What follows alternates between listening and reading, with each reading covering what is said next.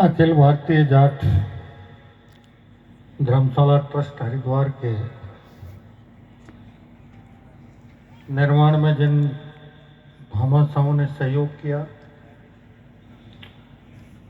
उनके इस भामाशाह सम्मान समारोह में उपस्थित सभी सम्मानीय भामाशाह बंधु, अखिल भारतीय जाट धर्मशाला ट्रस्ट हरिद्वार के सभी सम्मानीय कार्यकारिणी प्रबंधकारिणी के अध्यक्ष सहित सभी पदाधिकारी और सदस्यगण, उपस्थित सभी सम्मानीय समाज के वरिष्ठ प्रबुद्धजन, परम सम्मानीय मातृशक्ति युवा साथीगण और आप सबके बीच मंच पर उपस्थित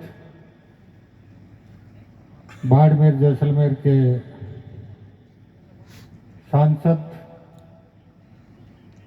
माननीय उमेदराम जी बेनीवाल साहब, हमारे मंच पर उपस्थित ट्रस्ट के अध्यक्ष महोदय, प्रधान महोदय, गोदारा जी, सम्मानित मंच, सभी को यथायोग्य अभिवादन। सबसे पहले तो मैं ट्रस्ट के सभी पदाधिकारी और कार्यकर्ताओं का हार्दिक अभिनंदन करना चाहूंगा, जिन्होंने इस पुनीत कार्य का बीड़ा उठाया। साथ ही मैं समाज के उन सभी सम्मान्य भामाशाहों का भी अभिनंदन करना चाहूंगा, जिन्होंने इस कार्यक्रम को पूर्ण करने में अपनी मेहनत की कमाई का हिस्सा सहयोग स्वरूप प्रदान किया, जिसकी वजह से हरिद्वार में जाट धर्मशाला का निर्माण संपन्न हो पाया।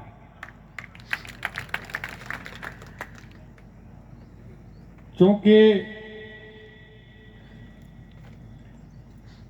भारतीय सभ्यता, संस्कृति और सनातन धर्म में किसान और मजदूर वर्ग का सबसे बड़ा योगदान इसके रक्षण और संरक्षण में रहता है। लेकिन साथ ही एक विडंबना में हम पाल के रखते हैं। मैं पिछले 50 साल से ये देखता आ रहा हूं कि किसान और मजदूर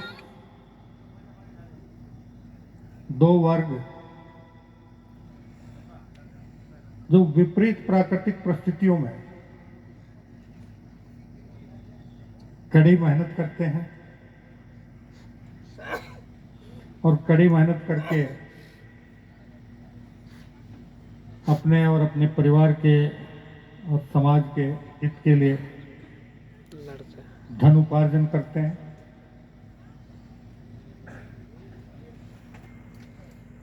भारतीय सभ्यता, संस्कृति और सनातन धर्म का रक्षण और संरक्षण भी करते हैं, लेकिन साथ ही हर तीसरे चौथे साल एक कुरीति छोड़ते हैं और एक नई कुरीति अपने सर पे ओढ़ लेते हैं। और ये हर तीसरे चौथे साल में पिछले 50 साल से लगातार देखता हूं। दूसरी, इन दोनों वर्गों में एक बड़ी विडंबना देखने को मिलती है। किसान जब आषाढ़ के महीने में बरसात की पहली फुहार के बाद अपना हल बैल और बीज लेकर खेत की तरफ रवाना होता है, तो रास्ते में और खेत की जुताई बिजाई करते हुए विभिन्न प्रकार की कल्पनाएं करता है कि परमात्मा अब की बार अगर मेरे खेत में मुझे 100 बोरी अनाज की दे देगा तो मैं मेरा ये दायित्व भी पूरा कर लूँगा, ये दायित्व भी पूरा कर लूँगा, ये दायित्व भी पूरा कर लूँगा, ये दायित्व भी पूरा कर लूँगा, घर परिवार में ये कमी पेशी है उसको भी मैं पूरी कर लूँगा। ऐसे ही मजदूर सुबह जब मजदूरी के लिए निकलता है तो कल्पना करते हुए चलता है कि आज अगर मुझे 500 रुपए की मजदूरी मिल गई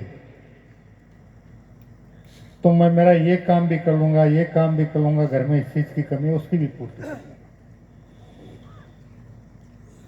और परमात्मा ने अगर किसान की कल्पना 500 बीघा 100 बोरी अनाज की थी और खेत में 125 बोरी अनाज की उत्पन्न हो गई और मजदूर ने 500 रुपए की मजदूरी प्राप्त करने की कल्पना की थी और अगर उसे 600 रुपए की मजदूरी प्राप्त हो गई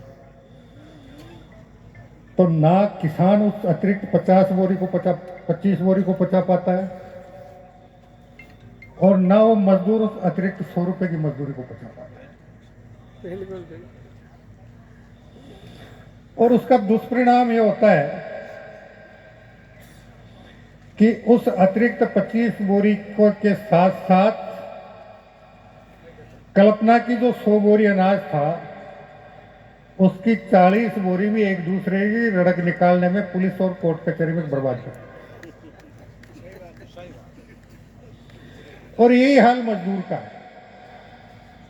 वो अतिरिक्त 100 रुपए पचते नहीं है, वो 100 रुपए के साथ बाकी 200-300 रुपए भी अपने बराबर के भाई, अपने बराबर के पड़ोसी की रड़क निकालने में बर्बाद कर देता है। और वो 50 साल से निरंतर देखता आ रहा हूं कि जो रड़क निकालने की प्रवृत्ति के साथ अपने आप को आर्थिक रूप से बर्बाद करता है वो बराबर वाले की या पड़ोसी की रड़क निकालने में तो सफल नहीं होता लेकिन अपने परिवार को गर्त में जरूर डालता है। यही हाल मजदूर वर्ग का। तो क्यों नहीं अगर हमारा कोई बराबर का भाई, हमारा कोई बराबर का पड़ोसी कड़ी मेहनत करके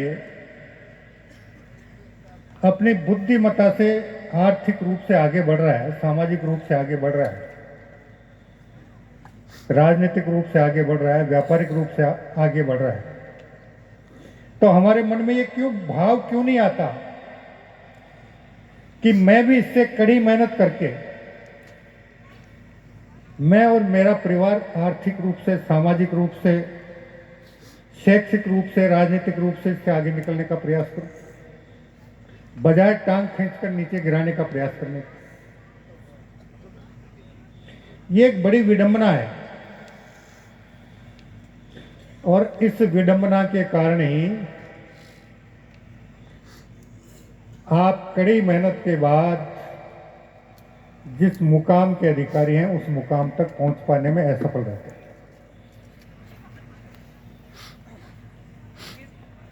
दूसरा, अभी माननीय प्रधान जी मग्गा राम जी से एक चर्चा हो रही थी।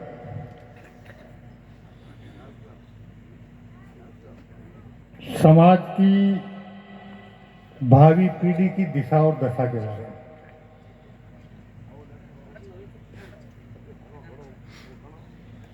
अगर हम इस पे गंभीरता से विचार करें तो निश्चित रूप से कहीं न कहीं परिवार के मुखिया होने के नाते, परिवार के बुजुर्ग होने के नाते या भावी पीढ़ी के दादा दादी होने के नाते, ताऊ ताई होने के नाते या माता पिता होने के नाते कहीं न कहीं भावी पीढ़ी के प्रति हमारी जो कर्तव्य और दायित्व थे, उनका निर्वहन करने में हमसे कहीं न कहीं चूक हुई है। वैसे भारतीय सभ्यता, संस्कृति और सनातन का ये मानना है, इस संसार में मानव रूप में जो भी जीव आता हो, चाहे बच्चा हो चाहे बच्ची हो, उसकी पहली शिक्षक उसकी माता होती है। और वो बच्चा, वो शिशु जो इस संसार में आ रहा है, वो अपनी माता के पेट से लेकर जीवन के शुरुआती लगभग पुराने जमाने में तो 5 साल माँ की गोद में नहीं बिताता था, लेकिन अब भी 3-4 साल अपनी माँ की गोद में बिताता है। और ये एक स्थापित तथ्य है कि माँ के पेट से लेकर जीवन के शुरुआती 3-4 साल में उस शिशु की माता का जिस प्रकार का आचार विचार होता है, उसके जिस प्रकार के संस्कार होते हैं, वो जिस प्रकार की बातें उसके मन मस्तिष्क में चलती रहती हैं, जिस प्रकार के विचार, सदविचार अगर उसके मन मस्तिष्क में उमड़ते घूमड़ते रहते हैं, तो उन सब का प्रभाव पेट में पलने वाले बच्चे से लेकर गोद में खेलने वाले बच्चे तक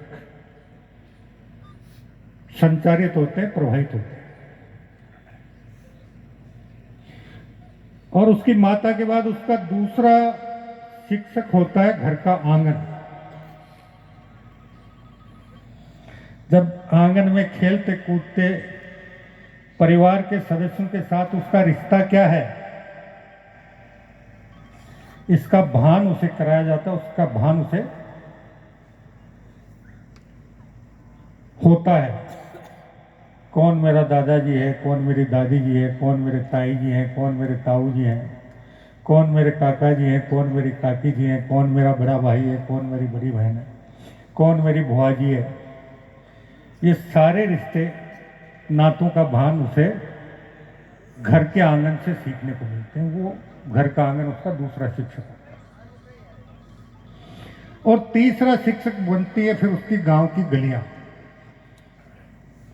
जो अपने परिवार के बुजुर्ग की अंगुली पकड़कर गांव की गलियों में निकलता है,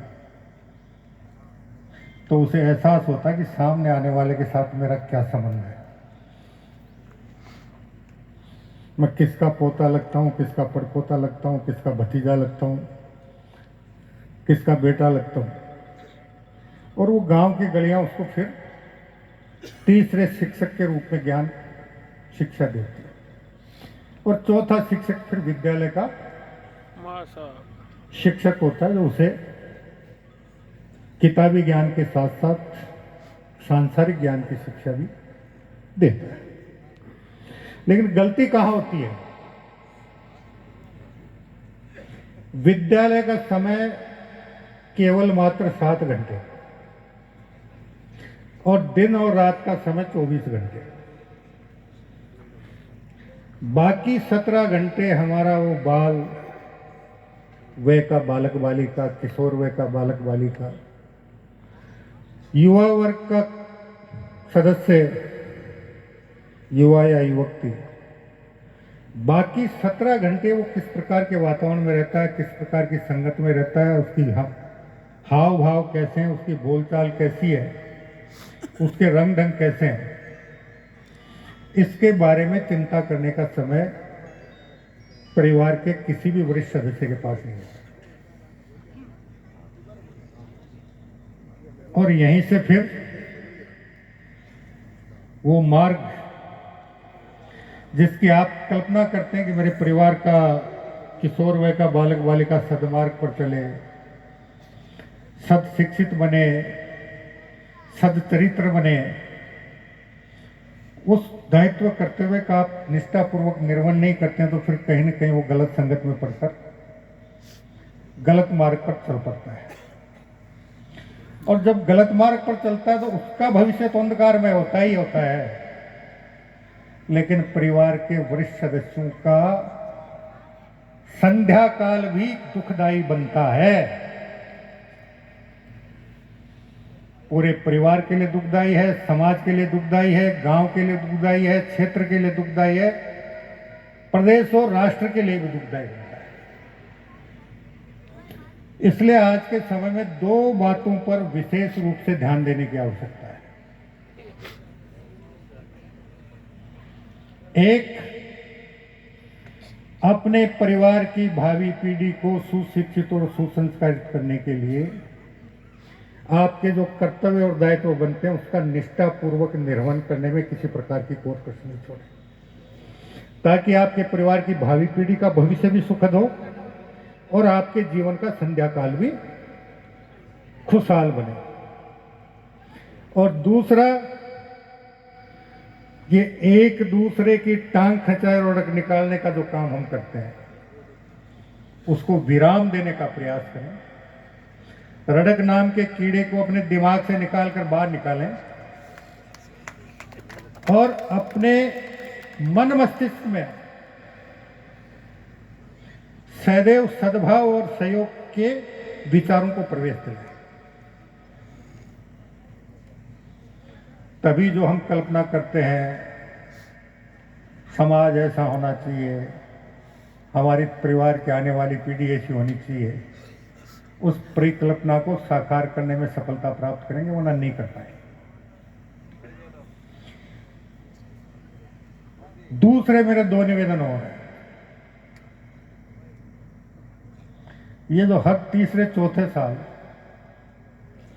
एक कुरीति छोड़ना और दूसरी कुरीति ओढ़ लेना, और एक आपके यहाँ क्या कहते हैं मुझे पता नहीं, एक होडा गोडो फुड़ाबो, जानो दोगे? हाँ, होडा ओड है, ओडा ओड गोडा फोड़ है। उससे बचने का प्रयास करें।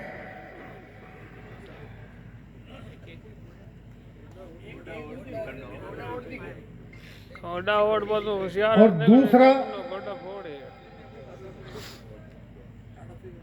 अपने मन और अपने मस्तिष्क को नियंत्रण में रखें। मन बहुत चंचल है और मस्तिष्क भी बहुत चंचल है। इसको नियंत्रण में रखें, विवेक को जागृत रखें और आत्मा को जागृत रखें।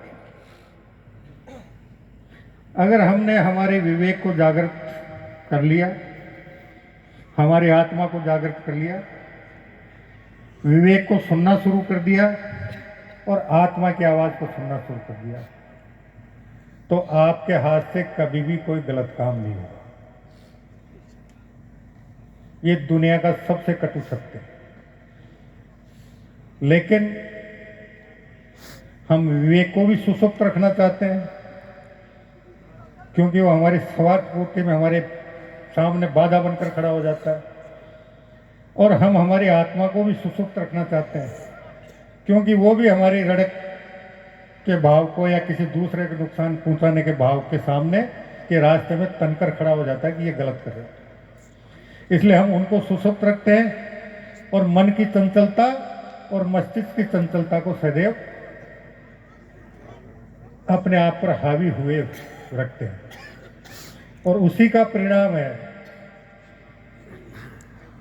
कि सामान्यतः पहले मुझे बहुत आश्चर्य होता, जब मैं पहली बार जयपुर आया तो किसी काम से सिविल लाइन जाना था मुझे। ये हो गई 50 साल पुरानी बात, जब मैं यूनिवर्सिटी में आया था। तो अजमेर पुलिया से उतर के सिविल लाइन में घुसा तो एक डॉक्टर का आवास था। वहां 5 लाइन में लगभग, अगर हम लंबाई करें तो 2.5-3 किलोमीटर लंबी लाइन लगी। मैंने कहा भाई यहाँ कोई ऐसा कौन सा, क्या कोई देवस्थान है, कोई मुख्यमंत्री गवर्नर है, क्या चक्कर है इसके यहाँ इतनी लंबी सारी लाइन क्यों लगी हुई है? बाद में जानकारी करने पर पता चला कि साहब ये मनोचिकित्सक का आवास। आज 1/3 से ज्यादा आबादी मानसिक रूप से विचलन की स्थिति से गुजर रहे हैं। आप चाहे मनोचिकित्सकों के आवास या चिकित्सालय का चक्कर लगा लें, या जो देवता बैरुंजीर, भौम्याजीर, अपने बालाजीर जो मानसिक विकार दूर करते हैं, उनके यहाँ का चक्कर लगा लें, जो लंबी लाइनें आपको दिखाई पड़ेंगी। और ये सारे मानसिक विकार का मूल कारण है अपने विवेक और अपनी आत्मा को सुसुप्त रखना और मन और मस्तिष्क को अपने आप पर हावी होना। मन को नियंत्रित रखो, मस्तिष्क को नियंत्रित रखो, आत्मा को जागृत रखो, विवेक को जागृत रखो, तो आपके मन में जब नकारात्मक विचार आएंगे ही नहीं, सदैव आप सकारात्मक विचारों से ओतप्रोत रहोगे, तो फिर ना तो किसी देवता के यहाँ जाने की जरूरत पड़ेगी और ना किसी मनोविकार वाले चिकित्सक के यहाँ जाने की जरूरत पड़ेगी। और जब ये सब कर लोगे तो फिर भावी पीढ़ी को सुशिक्षित भी बना लोगे, सच्चरित्र भी बना लोगे, उनका जीवन भी सफल कर दोगे, आपके जीवन का संध्या काल भी सुख में कर लोगे और समाज को में सुख और शांति का प्रवाह भी कर दोगे। राष्ट्र में भी सुख शांति का प्रवाह करने में आप सबका सहयोग। लेकिन समस्या वहीं आकर फिर खड़ी हो जाएगी कि हमारे स्वार्थ का क्या होगा। कृपया जब भी आपको अपने व्यस्तम समय में से समय मिले,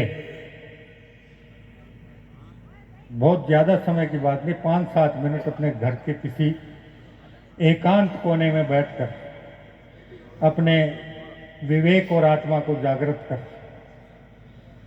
उससे एक प्रश्न कर दें कि परिवार का मुखिया होने के नाते, समाज का अग्रणी होने के नाते, एक मानव होने के नाते, क्या मैं मेरे जीवन की सार्थकता के लिए, मेरी भावी पीढ़ी की भविष्य की सार्थकता के लिए जो कुछ मुझे करना चाहिए, राष्ट्र को आगे बढ़ाने के लिए जो कुछ मुझे करना चाहिए वो करना चाहिए, क्या वो मैं कर पा रहा हूं या नहीं कर पा रहा हूं। और आपका विवेक और आपकी अंतरात्मा आपका जो जवाब दे, उसे सुनकर अगर आप उसका अनुसरण कर लेंगे तो आपके जीवन के सभी कष्टों का निवारण उसी समय से होना शुरू हो जाएगा। अब प्रार्थना इतनी है, अच्छी लगी हो मेरी बातें तो साथ ले जाना, वरना मैं यहाँ से निकलूँ उससे पहले मेरी जेब में वापस समाहित कर देना।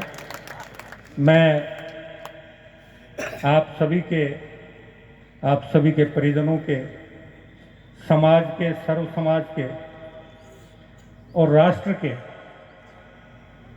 उन्नति, प्रगति और सुखद भविष्य की शुभकामनाएं प्रेषित करता हूं और उम्मीद करता हूं कि एक श्रेष्ठ इंसान के रूप में हमसे जो कुछ बन पड़े, अपने परिवार की भावी पीढ़ी के लिए, अपने परिवार के लिए, अपने पड़ोसियों के लिए, अपने गली मोहल्ले के लिए, अपने गांव कस्बे ढाणी के लिए, अपने समाज के लिए, अपने क्षेत्र के लिए और अपने राष्ट्र के लिए, उसको करने में किसी प्रकार की कोर कसर नहीं छोड़े।